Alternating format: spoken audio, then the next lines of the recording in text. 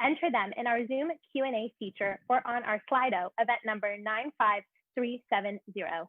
Q&A will take place at the end of the webinar. We will also be recording this webinar for access after the event.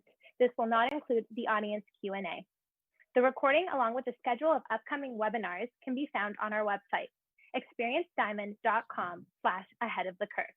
Now, before we get started, I'd like to introduce our host, Sean Diamond, the Vice President of Diamond Marketing, to introduce today's topic and our speakers. Welcome, Sean. Hey, everybody, and I hope you enjoy my black box. My video has been turned off for some reason, but I'm sure it'll be turned on shortly. Welcome to there we go. Hi, welcome to Ahead of the Curve number 7. It's kind of crazy to think about that we have done 6 of these already, and we've talked about business strategy, experiential, PR, youth marketing, influencer, social listening. But today is a topic that is very close to home to me, sports. I love sports, and I'm very excited for their return, but I'm also super interested about what it means for sponsors, for brands, and for the properties themselves. And so we have a fantastic panel here today that I'm very excited to introduce to you to talk about everything that we have with sports. First, we have Michael Smith. Mike is our lead sponsorship practice, and he brings over 10 years of experience specializing in sponsorship strategy, evaluations, negotiations, and developing ROI models for clients. Mike's breadth of experience has led him to work alongside some of the leading companies, including TD Bank, Toyota, Afria, Campari, Mazda, and Labatt. Prior to moving back to Toronto, Mike spent 3 years in San Diego working alongside baseball players and securing off-field endorsement agreements. Joining Mike, we have 3 fantastic guests who have been very generous with their time to join us today. We have Marianne Brooks from the Vancouver Canucks. Marianne has been with Canucks Sports Entertainment since 2012, focusing on building meaningful partnerships with the Vancouver Canucks and Rogers Arena in Vancouver, BC. Prior to that, she spent 3 years with McLaren Momentum, providing experiential marketing solutions to a host of clients. Andrew Cooch, and I'm sorry, Andrew, if I mispronounced your name. I did not ask you beforehand how to pronounce your last name. Is a senior manager of sports partnerships at Rogers, and he just celebrated his 10-year anniversary there. That is a long time with a great company. He oversees the sports sponsorships portfolio, and 3 sports pillars include hockey, baseball, and tennis. He's been traveling across Alberta with Mark Messier, shooting a 4-part commercial series, welcoming Connor McDavid to Alberta and the Oilers, and it's all been tied back to the Rogers extended coverage. Jeff Payne is the Director of Brand Alliances for Major League Soccer Canada, where he's responsible for the league's national sponsorship initiatives and media engagement. Also working in partnership with Canada's 3 clubs to continue growing the Major League Soccer enterprise. Prior to joining MLS, Jeff was Director of Partnerships for Golf Canada, where he oversaw development and activation of sponsorship programs leveraging the RBC Canadian Open, CP Women's Open, and national membership platform. He spent the first 9 years of his career in the Global Partnerships team at Maple Leaf Sports Entertainment, starting off as a day 1 member of Toronto FC's staff. Obviously a huge soccer fan, and I'm very excited to hear what he has to say about MLS's return. Hello, Mike, Marianne, Andrew, and Jeff. Thank you again for joining. Mike, I'm going to pass it over to you, and I really look forward to everything that's about to come. Thanks, Sean, and thank you everyone for attending today's webinar. The topic of today's webinar is virtual home games, impactful brand sponsorship with no live audiences. So sports are coming back, as we all know, but without fans. Based on the increasingly high number of COVID cases in North America, it's been highly publicized that each league right now is in discussions to create their own bubble. The question really remains, though, is how do leagues, teams, and sponsors respond to this? Naturally, that means that there's going to be a ton more eyeballs on viewing platforms. So things like broadcast, streaming platforms, and second screen viewing will only continue to rise in popularity. We also know there's pent-up demand. Based off of IMI's Next Wave version 7 of their research report, 71% of Canadians intend to consume live sports when it returns, and 73% of Americans intend to consume live sports when it returns. So certainly there's a significant amount of interest. which could mean a significant amount of opportunity for sponsors, which is fantastic. However, brands may think there are endless opportunities, but they will be shocked to find out how much the sponsorship landscape has changed. Based on my personal views, I don't see any fans entering sports venues in North America anytime soon. If we look back at the most recent report, the Miami Dolphins are the only national team or of the five major sports leagues that have come out and put out a public proposal that states how they're going to allow fans back into their stadium.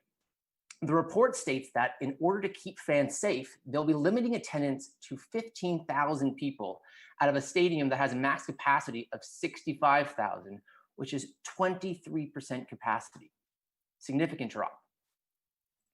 That's a drastic reduction in the number of fans in stadiums, which we know will have significant ramifications for sponsors. And that's just one of the implications.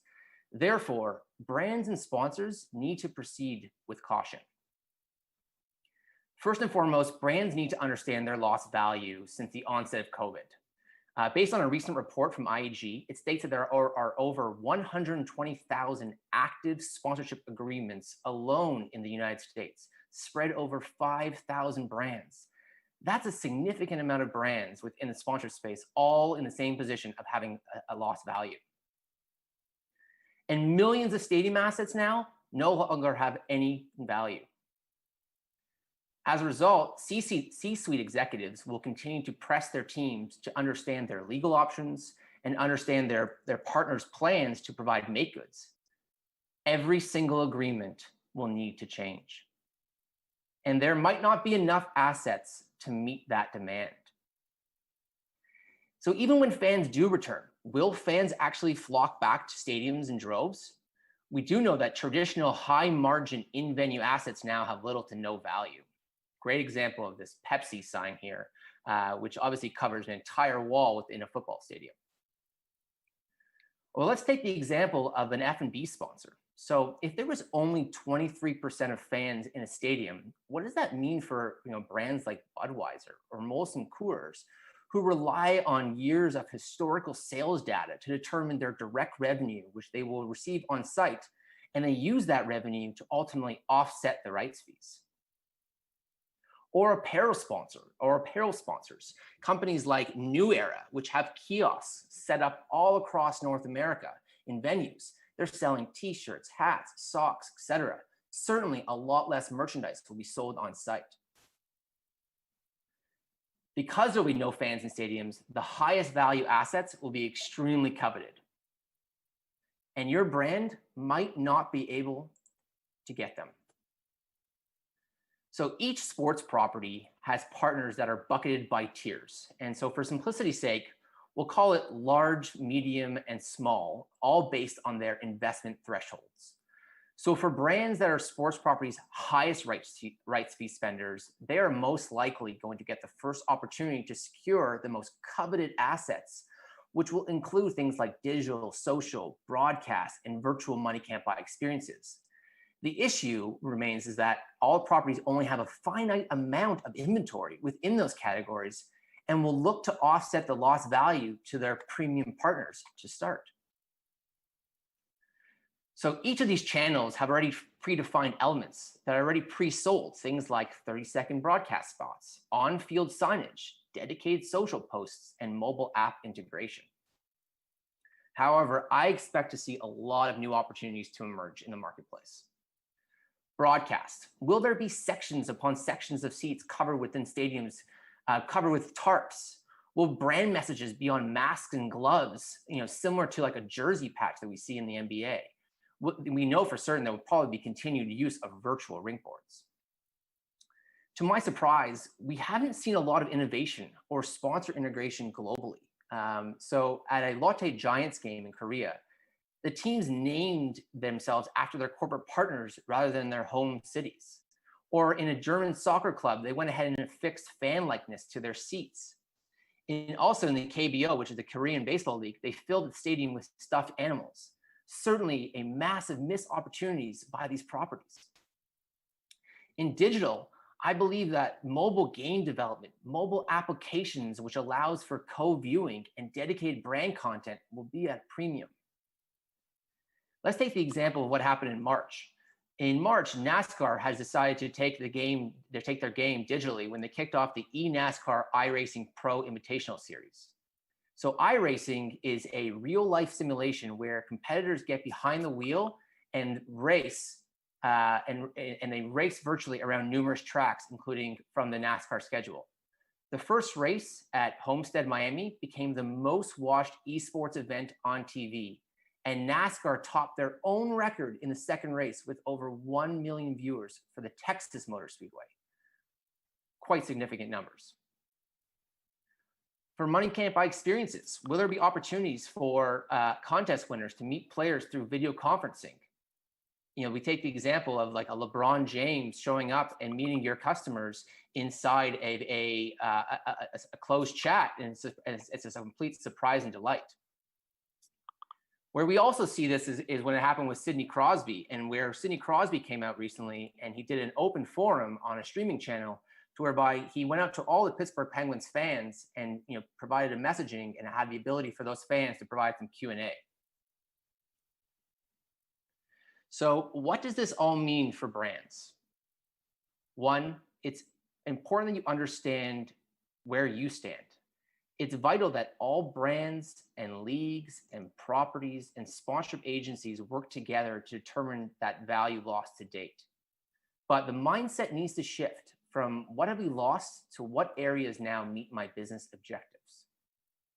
For those medium and smaller size investment brands, they need to start having those difficult conversations with their properties to determine what assets may be still left on the table.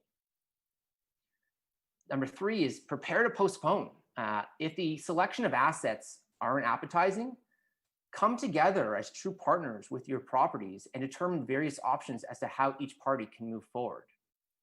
And fourth is jump on nascent opportunities. Finding those unique opportunities, even if those opportunities aren't immediately available. So we look back in 2019 and we look at all the major sports leagues and the games they played overseas. For example, NBA, they had 10 games, MLB 8, NHL, they had 5.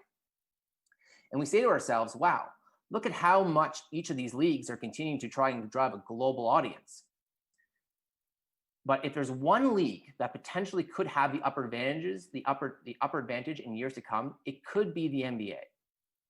So to date, the NBA has just dipped their toes into this international market. Post this Disney bubble, they may have no reason not to dive in head first. But it's not just about regular season games. Why don't they go ahead and create something called like an international in-season tournament? By looking at growing the numbers of fans, it's going to equate to more revenue for all parties, including leagues, owners, and players. Building that playbook is going to be instrumental in terms of how they move forward with their league. Scott Galloway said the quote, "COVID isn't a change agent, it's an accelerant."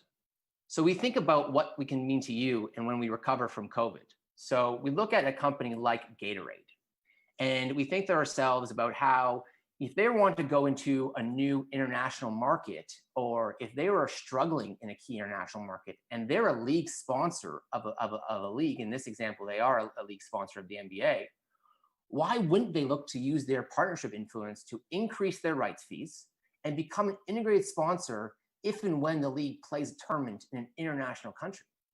A shopper marketing program would certainly get Gatorade significant floor space at retail, and the excitement to which the NBA or league is coming to internationally, and Gatorade could promote that, could certainly help break the tie at the shelf for sales.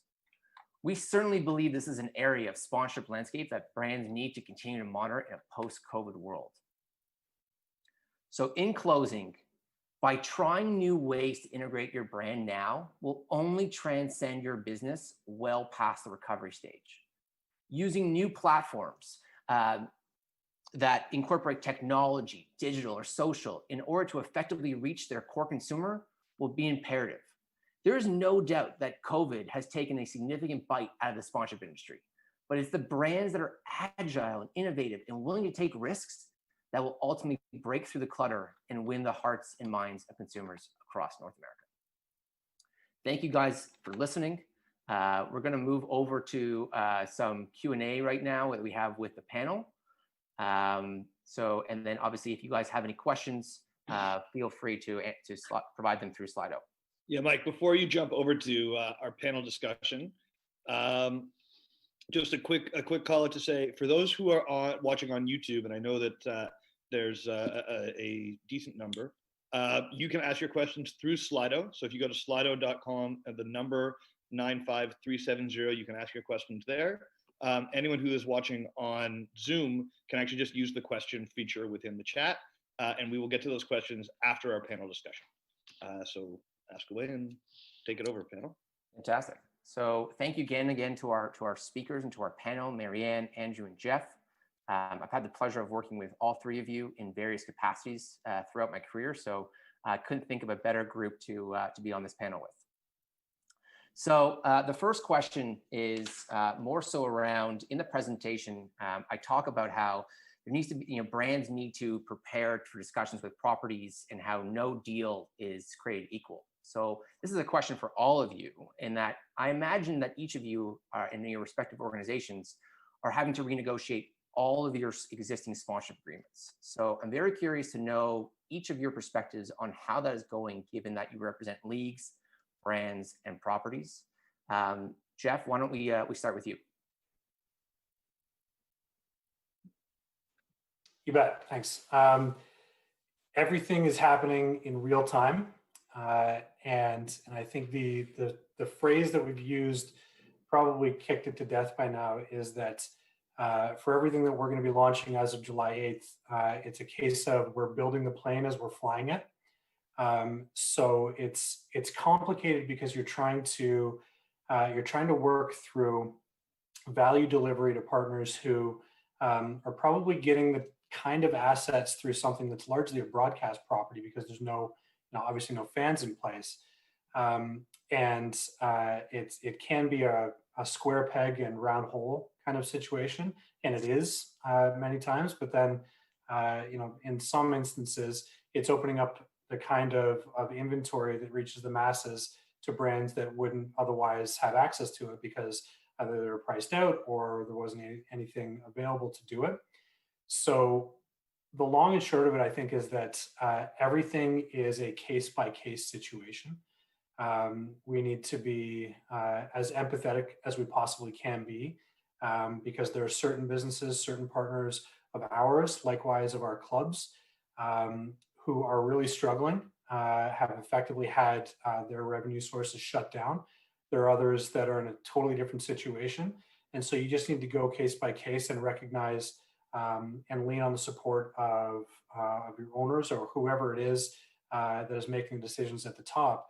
That we all recognize that we're in something that's completely unique here, no one's ever dealt with before, and that we all need to treat each other as, with empathy, with care, and just be genuine and open and honest and understanding as much as we can. Fantastic. Great question. Great answer. Andrew? Yeah, for sure. And Rogers is unique because although a lot of companies are bleeding, and at the beginning of all this, I was very proud to work for a company like Rogers for the things that they were able to put in place, whether it was no overage fees, no roaming, a number of different things to help the customer. So obviously right now during this time, we're not making as much money as we would otherwise. When this all started, we had a number of conversations with legal and finance, a lot of questions from our SLT on as far as value that was lost to games played. And so we've had a number of conversations with our sport partnerships and properties that we work with, estimating the value lost because of those games. And we've been very pleased with those conversations to date. And again, to Jeff's point, speaking with empathy, everyone's in this together. Although this isn't our first time talking about games lost, in my time at Rogers, we've seen lockout on both the NBA side as well as the NHL side, but no one's ever gone through anything like this before. So, pleased that right now we're in a place where our SLT has given us the green light to not ask for dollars back, but as we take a look at the value, how do we create new digitally led programs, right? And carve out different opportunities with our partners. When this all started, we were presenting sponsor of a program called Leafs to Leaf at Home, where Justin Hall took over the Leafs Instagram account, interviewing various team members. And so, right now we're in the process of putting together a Celebrate and Return to Sports campaign, as well as in the early conversations of how we will show up in this new digitally led arena. And what does that second screen experience look like for fans when sports do return? Fantastic. And then Marianne? Yeah, I mean, for us, when it comes to the renegotiation of agreements, we didn't necessarily need to renegotiate a single agreement. A lot of all of our agreements have substitution language that we've leaned upon in our conversations with our partners.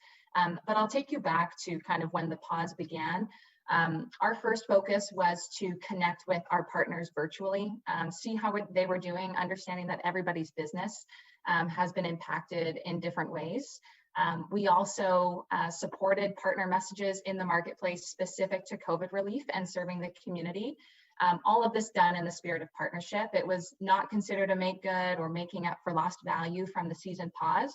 And it probably wasn't until about 6 to 8 weeks after the pause where we started to have make good conversations with those partners that were prepared to re-enter the market through sport.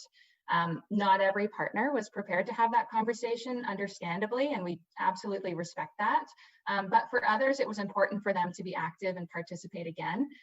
So over the last number of weeks, we've focused on things like virtual experiences, various social features that have continued, as well as leaning on some rewind games that were shown on Sportsnet to deliver value to our partners based on their newfound business needs. But moving forward, what our next challenge is going to be is to work with our partners on what the future looks like. So with the return to play and next season, I would expect a lot more agreement and conversations to happen about what that looks like moving forward.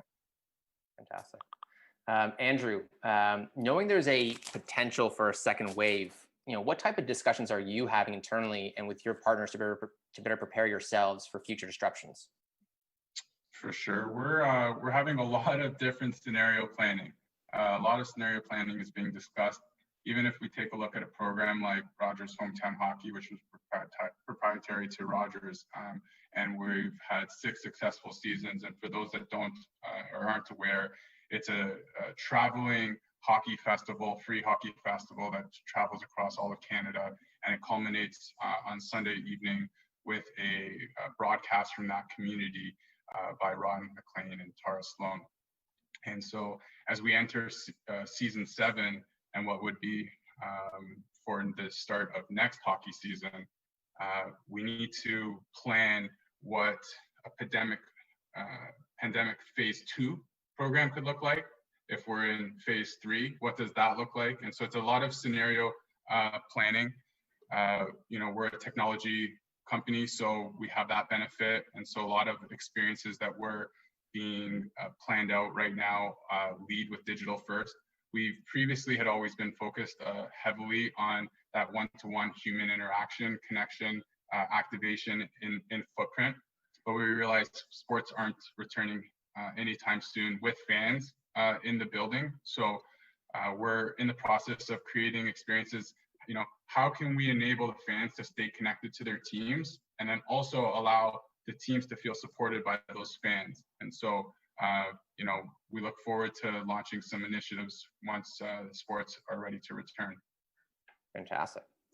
Marianne, how has your organization looked at for new opportunities to drive community engagement and sponsorship assets over the last 3 months? I know you obviously have a space just outside of your venue called the Toyota Ticket Center. Have you had any discussions about doing things there from an activation standpoint? I mean, community engagement over the last couple of months has been a huge focus of ours and has played a really key role in connecting with fans during the pause. We've certainly used our space in a variety of different areas. But firstly, we took the opportunity to reinforce that even while hockey was not going on, the sense of community still exists. So I'll highlight a couple things that we're doing, including some uses of our space. So firstly, our mascot, Finn, if anyone's aware of that orca whale, he has been the busiest guy in our organization, and he's been visiting countless hospitals for stick taps at 7 p.m. and done over 120 socially distanced visits for special occasions that were impacted by COVID. We also leaned on our Canucks personalities, be it players and coaches, to provide PSAs to amplify and support provincial health messages. And now we've partnered with TD actually on an initiative called the Goalhorn Salute, which provides a fan with the opportunity to come down to Rogers Arena and in a socially distanced fashion and sound the goal horn at 7 o'clock to salute and thank healthcare workers. We've also, led by the Aquilini family, our ownership group, began a program to produce about 3,500 meals per week for the Salvation Army, as well as for families in Vancouver's downtown east side. And having a building to be able to produce those meals has obviously worked well. We also ran a online 50-50 to raise funds for COVID, raising about $500,000 over the course of 2 online 50-50s. But the other role that we realized that we needed to play in this was also to offer a bit of a distraction to our fans and to continue to celebrate Canucks hockey. One quick example of that would be something that we're in market with right now, which is called the Chell Challenge. So it's hosted on NHL 20, and we have about 1,200 fans that are participating in a virtual gaming tournament. And the winner will not only get a chance to win a cash prize, but will also get to play virtually with 2 of our roster players, Thatcher Demko and Jake Virtanen. The last thing I'll highlight is that we've now opened our doors with something called the Canucks Marketplace. So while we're not using the Toyota Ticket Center space specifically, we are using the floor of our arena right now and are offering an online one-stop shop for not only signature dishes that you would expect to be able to eat at Rogers Arena, but also meal kits, working with local brands and partners. And fans can even come and drive through the ice level surface of Rogers Arena for a unique pickup service. And we're also offering delivery with that. So there's been a lot of ways in which we've been able to use our spaces, engage our partners, and support our community at the same time. Great innovative ways of activation there. Andrew, so Rogers is always one of those like unique companies that, you know, owns professional sports teams, is a sponsor of sports teams, and also owns the broadcast rights. I like to call it internally the perfect triangle. So with no fans expected inside of stadiums for the foreseeable future, how much attention is being put towards that home viewing audience and experience? And second screen viewing will be key, as we talked about in the presentation. Great example could be the NHL Live mobile application. Yeah, for sure. And the NHL Mobile Live, which is led by our friends on the Sportsnet side of the business, is definitely a platform that it's used heavily throughout Canada. We're excited as we roll out our 5G network here in Canada, and you know, we had plans to outfit NHL arenas to ensure that all Canadian rinks are have 5G technology, because that's kind of the first step. Once we are able to have that infrastructure in place, it'll allow us to move into the, you know, the new wave of what the next streaming app could look like and what that experience looks like. So right now we're looking at it as in 2 phases. One on the broadcast side, how do we enhance the broadcast experience for fans at home, whether it's telling more stories, or if it's that second screen. But the phase 2, that's where it really will come into play. So how do we build personal and customizable experiences? We know that that's going to happen at home first. Down the line, we will be, you know, there will be a plan in place of what that in-arena viewing experience looks like, but all comes back to having the foundation, and that's going to happen once we have that 5G network rolled out, and it's in Toronto and Vancouver right now, but we look to roll out throughout the rest of the country. So, you know, we're in early conversations with a number of partners. of what that virtual experience will look like with the return to sport and what that virtual arena will be. And we're very excited because it's a space that ties well with our brand for sure. Fantastic. Marianne, knowing that the NHL Hub City location has yet to be determined, it's obviously a hot topic in the news today. What advice would you give to any sponsorship marketers who are in the midst of creating their revised go-to-market strategies once a selection or a hub city is actually predetermined or selected? Yeah, good question. We're certainly excited to hear that announcement whenever the NHL decides to make that decision. But whatever they decide, wherever they decide to play these games, NHL hub cities will essentially be neutral sites. And so no matter where those games are played, we do anticipate opportunities for our club partners to participate in the broadcast through signage elements. And based on what sort of projections we're hearing, as well as information like from your presentation, Mike, about the anticipation of games returning, we expect the broadcast audiences to be fairly large. But that being said, I don't think that the big opportunity is in signage. I think that the big opportunity for brands is to answer the question of who's going to lead the charge as we come back to sport and with the return of play. It's more about an overall strategy to re-engage fans. And it sounds like Andrew and his team at Rogers are certainly thinking that way, and answering the question of how do you use technology and the emotional connection that sport provides to position your brand in a way that maybe you weren't able to otherwise.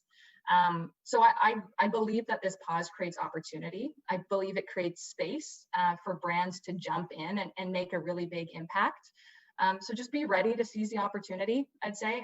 Have a strategy, and fans are ready to engage with you. So be ready. Fantastic. Jeff, knowing that your league is starting in approximately like 2 weeks in terms of your bubble, what details can you share about the MLS tournament that's about to start taking place? And I think you're on mute, Jeff.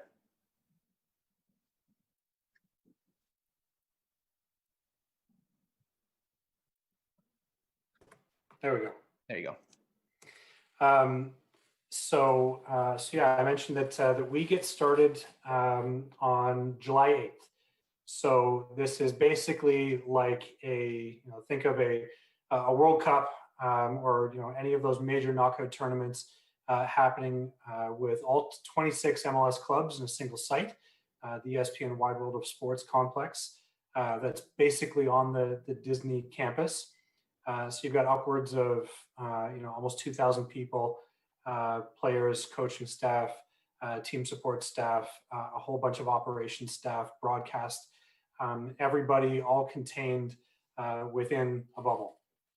And so in the space of this, it's going to be very much hot and heavy. In the space of 30 days, we're going to have 54 matches.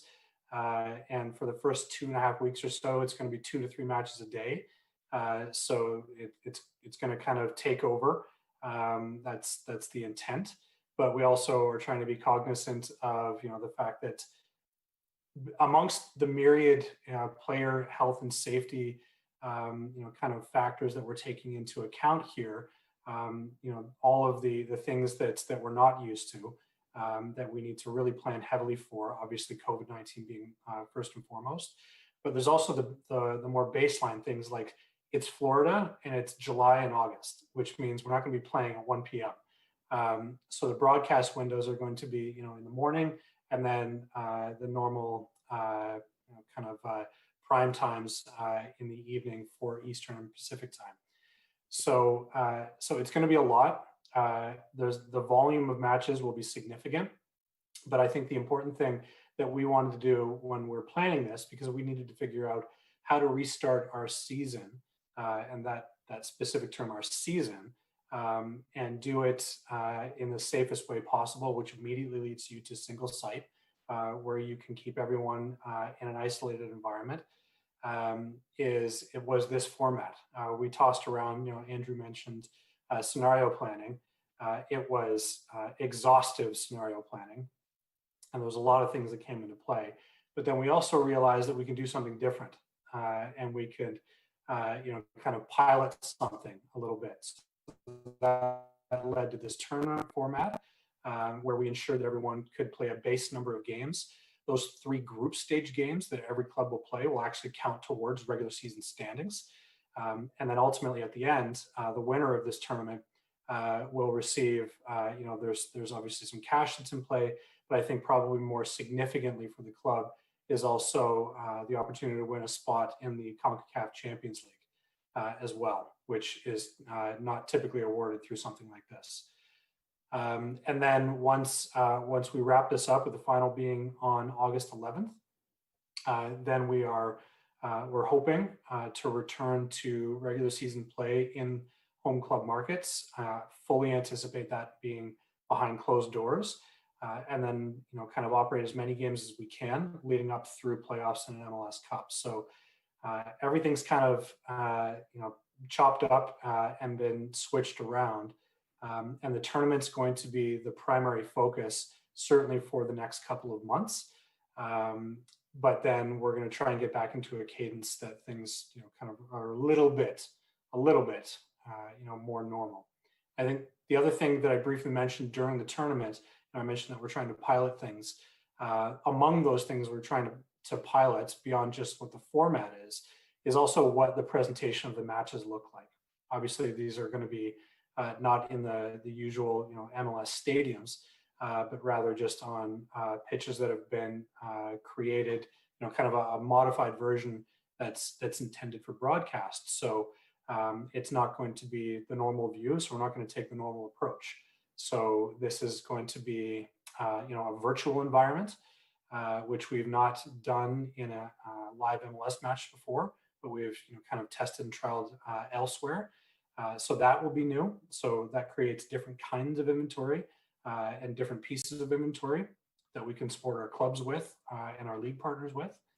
But then that also kind of goes back into what the fan experience is. So we know that it's not going to be a normal broadcast environment, so we're not going to produce matches the way that you normally would. We're going to try and get more intimate with the way we position cameras. We're going to try and get more intimate with kind of the way that we interview players in and around games, access to coaches, all these different kinds of things, because we're not in a normal environment. So we're going to try them out, and the things that work and drive engagement, we're obviously going to keep tabs on for how we evolve things in the future. But in the meantime, we don't have any specific plans to just kind of plug and play things when we do ultimately return back to some sense of normalcy in a regular season. Fantastic. That's a great response. This is a question for all of you, and actually our final question. So Marianne, we'll start with you. Knowing that you sit on the property side of the equation of the industry, if you could offer one piece of advice to other properties as they navigate these unprecedented times, what would that be? My advice is going to sound a little cheesy, so bear with me. But it's something that I truly believe in, and it is that I think now presents an opportunity for properties and brands to become even closer and operate more like partners than we ever had before. Safe to say that the future of sport is going to be in technology, but I don't think anybody really has that answer today of what that's going to look like, and we're all striving to get there. But we're going to need to lean on each other in order to uncover those new opportunities, to get creative, to get innovative. And ultimately, I think we're going to come out of this stronger between properties and brands. So I guess in closing, this uncertainty presents a huge opportunity, but it's going to require the collective to identify what those opportunities are. So let's work together and figure out what we can make happen. Fantastic. Andrew, from a brand side? Yeah, Marianne's touched on it. We really do look at all our, deals that we have as sport partnerships, right? We use the word partnerships a lot because we value the partnerships we have with our various teams and leagues. But now is the time that we can almost rewrite some of the rules and what we can and what we can't do. It's important to share your strategies with your respective partners, so that way they're understanding of what you're looking to achieve, And then together with, hopefully joint objectives, you're able to build programs that meet both of your needs. Fantastic. And then, and Jeff, over to you to close us off. So I think from the league side, and I'll speak specifically for MLS because each of the leagues, the structure is subtly different, but we are a single entity league, which means that we operate and think kind of like an enterprise with 26 kind of members. And so our role, and specifically my role in Canada, is to look after first the interests of the league, continue growing the equity in the crest, obviously continue growing the number of fans that we have, and as we drive revenue, we're doing that because it trickles down to the clubs, but also to support the clubs themselves and do everything we can to support them as they seek to generate revenue, as they serve their fans, all these different things. And then the third component of that is obviously our partners. I think that the way that Marianne put it is, I completely agree. Like this is a time where you need to work together, and I think being adversarial about really anything can get really quickly blown out of proportion, because it will come off like you're not appreciating what it is that I'm going through, or recognizing what the world at large is going through. So this is time for reinforcing the value of relationships, because this is a point in time. I think that no one knows how long it's going to last, but I think we're all confident it's not going to last forever, and that at some point, some version of normal will return. It'll be a new version of it, undoubtedly, but it will be another version and a different state of being. And if you've done things during this period of time that might serve to poison the well, you're going to pay for it in the long run. So investing in the relationships, investing in the people, investing in the fans ultimately, that are the driver of all of our businesses collectively, then I think you're going to be better suited for the long run. It's a great response. It lines up nicely when we talked about just how many agreements there are in the US just alone at 120,000. It's a lot of conversations that need to be had between brands and those properties. So doing so from a mutually respectful level is very key. Sean, I'm going to move it over to you to let us know if there's any questions as relates to it from a Slido perspective. There are a bunch from the audience, and so thank you very much, guys. I love that, and I found it super interesting. And I actually have, forget about the Slido questions. I have a slew of questions along my own. But let's just go with the Zoom and the Slido questions first. So I'm going to start with one that you guys have mostly answered, so we should be able to go through it pretty quickly. But they're specifically asking about the ability of with no new fans in the stadiums.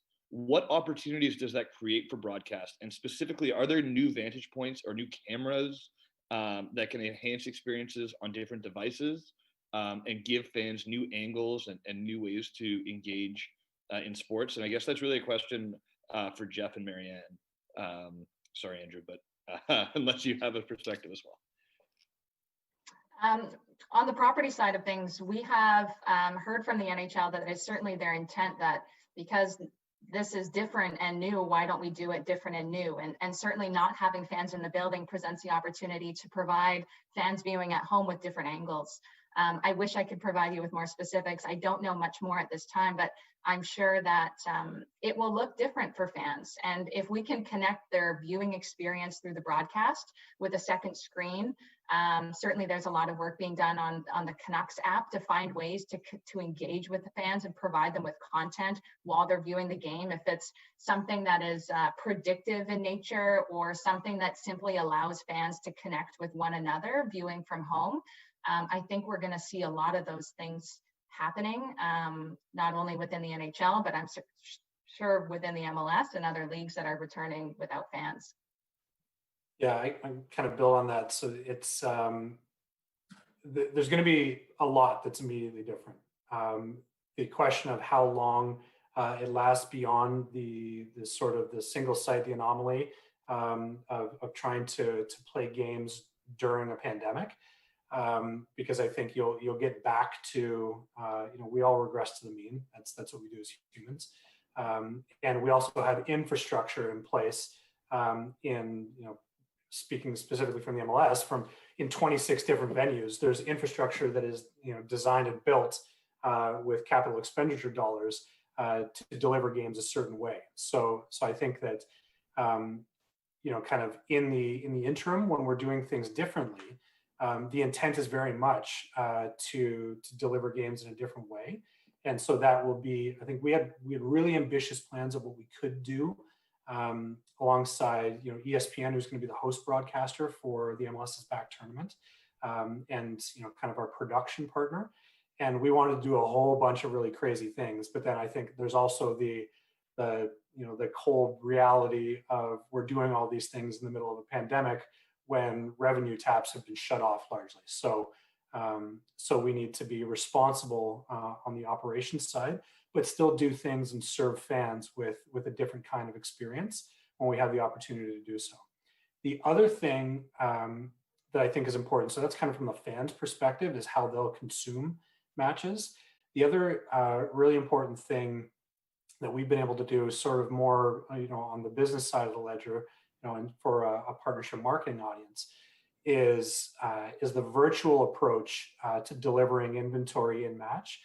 What it actually allows us to do is it allows us to draw a hard line around territories. So Major League Soccer has a roster of partners in the United States that's distinct from the partners that we have in Canada. And historically, that would mean, you've got physical assets, signage, digital fuel board, LEDs that we typically refer to. And that's just what the camera picks up. So if you've got, example, TFC playing NYCFC in New York, when TSN broadcasts that, they're broadcasting partners from the US. Now that we're shifting to a virtual environment, we have a distinct Canadian feed. So we no longer need to worry about any of the US partners spilling over into the Canadian marketplace. We can deliver a completely distinct, Canadian MLS environment. That's never been done before. And I think that that's probably something that would apply to most leagues. I think most Canadian properties and sponsors would get really excited about, because all of a sudden you remove conflicts, you create and free up inventory, and you can just approach things differently. So that's going to be a whole new reality for a fixed period of time.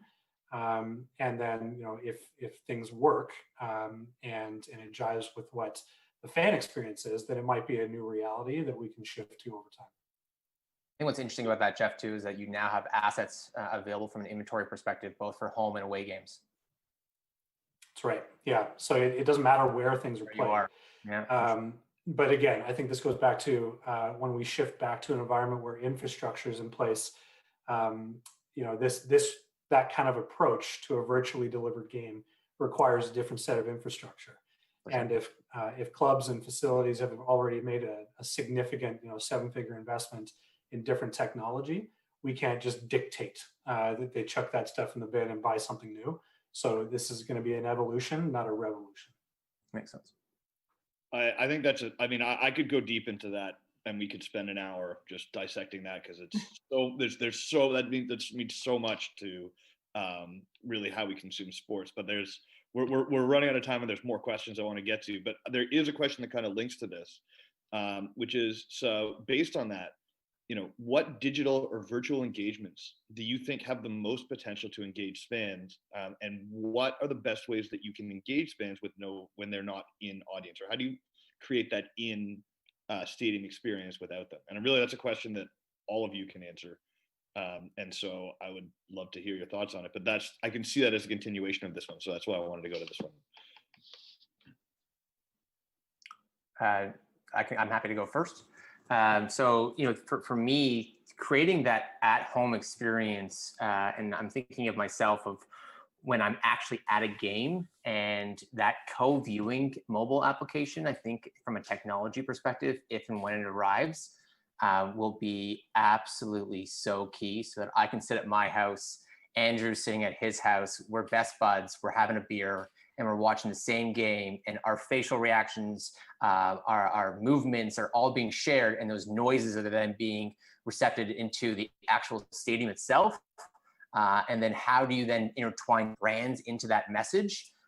There are endless amounts of opportunities from a sponsor integration standpoint. Yeah, I'm watching some Premier League games recently. It seems like their ability to deliver realistic crowd noise has improved significantly since when they started games, where now there's like a pretty realistic cheer of fans when they score a goal. I agree with Michael that it is going to be about connecting some sort of second screen in order to try and mimic as best we can the experience that we're able to deliver to fans when they are in the building. So I know certainly on the Canucks side of things, I mentioned it a little bit, that the app is going to play a really big role, not only for engaging fans, but connecting partners through unique activations that will provide fans with some sort of sense of normal when we know everything feels different. We also are going to be challenging our internal departments to do things differently and come up with a crazy idea. So looking forward to share what that is when we come up with it. Jeff, do you want to go next on that one? Yeah, sure. I think the activation side of this is going to be the really intriguing piece. And I think that from a league level, we're largely responsible with the organization of the content and how that's delivered. The really, really intimate relationships typically exist between the fan and their team, the fan and their club. And so we need, I think personally that our role is to be good facilitators of that. We believe that, the leagues have a role in what that fan experience is and what their fan relationship is. But the most intimate one exists, again, from between the fan and their team. So how do we facilitate that? How do we amplify? I think that's the big role that we tend to play, and what we focus on is best practices. And that's, whenever we've got clubs that are doing something that's fun, exciting, new, different, we want to use kind of our microphone and our megaphone to really kind of share that with everyone that we possibly can. Rivalries and competition is something that we know is a major driver for our fans, no matter who they're a fan of. And so that's the kind of stuff we really key in on. We were really lucky in the draw, and I mean that genuinely. We didn't have like the frozen envelope for Patrick Ewing when we did the draw for who plays who in our tournament. But we had Toronto, Montreal show up in the same group. So we know we're going to get that match. That's a huge rivalry. We had LAFC and LA Galaxy show up in the same group. That's a huge rivalry. Vancouver and Seattle show up in the same group. We're going to lean on those matches because we know that they're important. And it's not just those fans that are going to be super engaged around them. It's actually also the fans of the league as a whole, because they know that there's something extra going on there. So it's that kind of thing that we want to showcase and shine a brighter light on, so that what the clubs are doing can be amplified. I look at it in two regards. So, earlier I touched on how do we allow fans to feel more connected to their teams. And so if there's a way where we can, get user-generated content and then integrate that into the broadcast or show that in the arena somehow, so those fans are feeling supported from their teams. And then I also look at it from a digital standpoint. So, when you're at home, how do we have the virtual arena? How is it that a fan can be at home in their house, they're watching the game, and real time, there's polls, maybe there's alumni interactions. When we're going to commercial breaks, instead of watching the commercials, we're able to maybe have interactions real time with those fans off the mobile device or their laptop. That's awesome. I'm just looking at the time, guys. So there's still more questions. I'm going to merge two together, and this will be our last question for the question and answer period. And then anyone else who, I don't know, I can't speak for our panel, but if anyone else has questions that don't get answered, please, if you want to email them to myself or to Mike, we can then filter them to Marianne, Andrew, or Jeff, or you can reach out to them directly. Their socials are on the screen. We will address yours as well. But so for the last question that we'll address live, the natural extension based on what you guys were just talking about, and it's actually one of the questions, is should everyone be betting big on VR? And I'm going to add AR to that, because if you see in Mike's presentation, there was a really good example of an AR screen. And then at the same time, which I think kind of links to that, how would you see the role of athlete ambassadors changing given the space of these new technologies and the way that it comes together? So you can kind of address it as one question with two parts or two separate questions, but I think we'll conclude with that, and I'll love to hear all your thoughts on that. Andrew, I'd love to hear your thoughts on that first.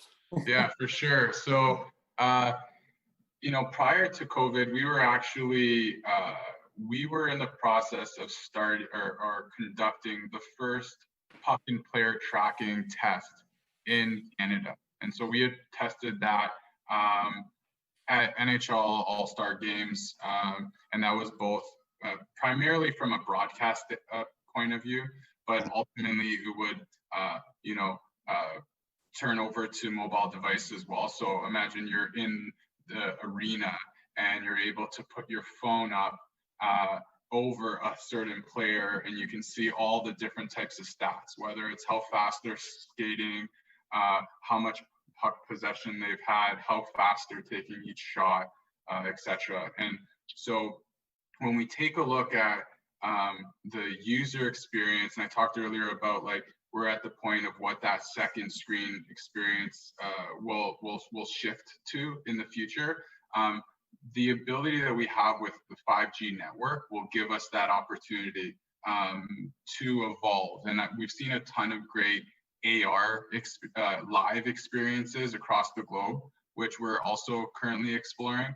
I'm not a huge fan of the VR where you need to put on the goggles, because I don't think that's going to be an area where people are willing to consume sports. But there's definitely a ton of great opportunity as it relates to, once the 5G network is in place and across venues, that will allow the different technologies to come to life.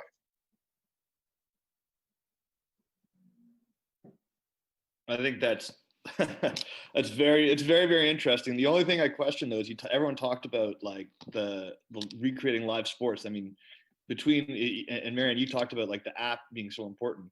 You could theoretically not build a VR type, Google Cardboard experience and have an in-stadium experience at home. I don't know how effective it would be, and I'm just spitballing because your answer's got me thinking. But it's the potentials are fantastic. I don't know, Marianne, Jeff, Mike, what do you guys think? Marianne, you want to go next, or I'm happy to go? Go for it. Running out of time in 2 minutes, so Andrew, obviously you're much closer to, from a technology standpoint, working at Rogers, but I think there is appetite for both AR and VR at home. I think that what VR does deliver to a consumer experience, it's just such an elevated opportunity. The biggest cost there is the cost per unit. And like anything, when new technology comes out, it's so expensive, and then over time, it obviously drops in price. But certainly, I do believe that from what VR can offer to consumer, I do see assets being created, and I do see broadcasters like Rogers, Bell, whatever the case may be, looking to integrate that into their streaming. The only thing I'll add is we've leveraged AR a couple times as a complement to an activation that we've done. We haven't leaned solely on that technology so I can see it playing a good complementary role to maybe taking an activation that we may have difficulty executing on in a fanless environment and trying to provide that to a fan in a similar fashion. AR could be used as a way to be able to accomplish that, but certainly lean on Andrew's answer to that one. I'd say maybe just to round it out, I think it's not a solution for everybody. Like most things in sports, You want to start at the core and then work your way out with what your strategy is.